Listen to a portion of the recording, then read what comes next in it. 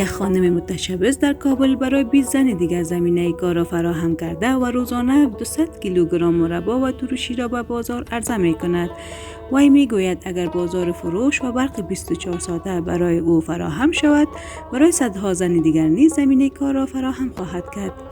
این خانم ناجیه سلطانی نام دارد و در خانه خود در چهارآسیاب کابل کارخانه کوچک تولید مربا و ترشی را ایجاد کرده است.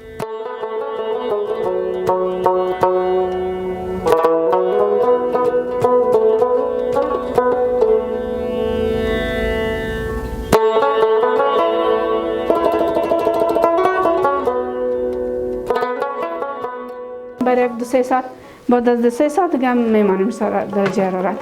خشک شنا یک 5 دقیقه که جوش خورد بوره را مندازیم. بوره را که انداختیم مثلا 3 کیلوست.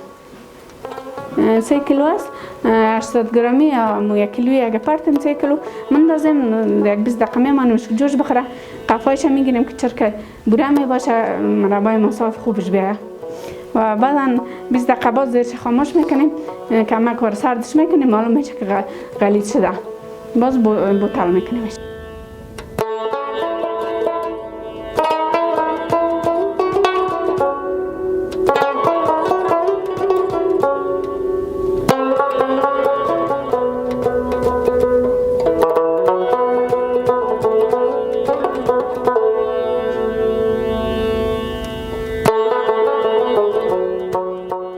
تقریبا 2 لک سرمایه بود از 500 افغانی که شروع کردم. 2 لک سرمایه بود که می پرسنتر را به پول جور کردم و بسیار زیاد خوش بودم که وسط بودم اقتصاد وطن ما بلند بره و خانمایی که در دور پیش ما است به وضاحت است و بیچاره است اونم خود کفا شوند و یک شغل به فامیل خود پیدا کنند.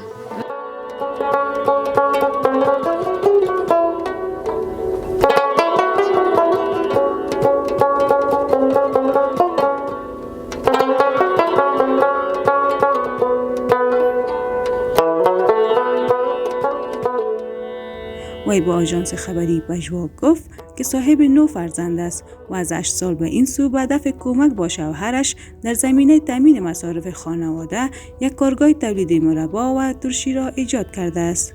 وی از حکومت خواست که به زنان متشبث کمک کنند تا آنان بتوانند برای زنان بی بضاعت دیگر زمینه کار را فراهم کند.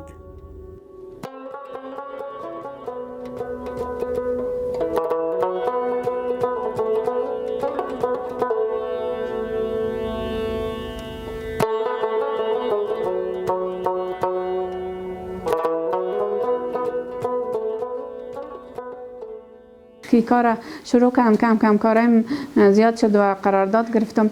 خانمای بی بضاعت را که گرفتم کلش بیچاره است، یتیم از بیوه خانمای بیوه که یا یک شغل برشان پیدا شود خود کفا شوند و به فامیل خود کمک شوند. چطور علاقمند شدین که کار؟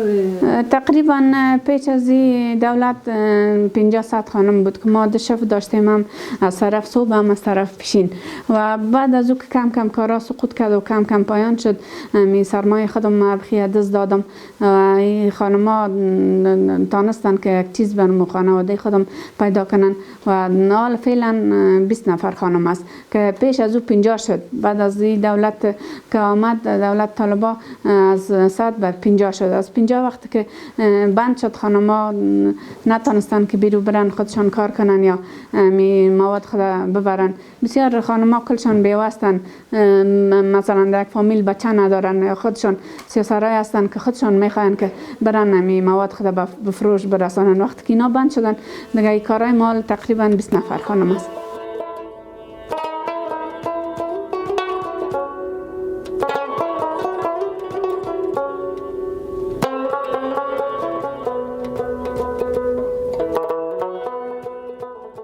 مدت 1 سال 1.5 سال میشه همراه ناجیه جان اینجا کمک میکنیم، همکاری کار میکنیم، ترشی مربا همه چیز که جور میکنم.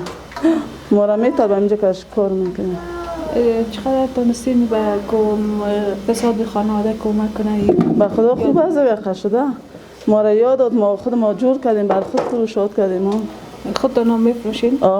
ما هم جور کردیم، بر خود فروختیم. ما چند دفعه جور کردیم. دیگه در این وقتا خرید فروش نبود، یک ذره ما ضعیف ماندیم. در خانه کسگاه کار میکنه؟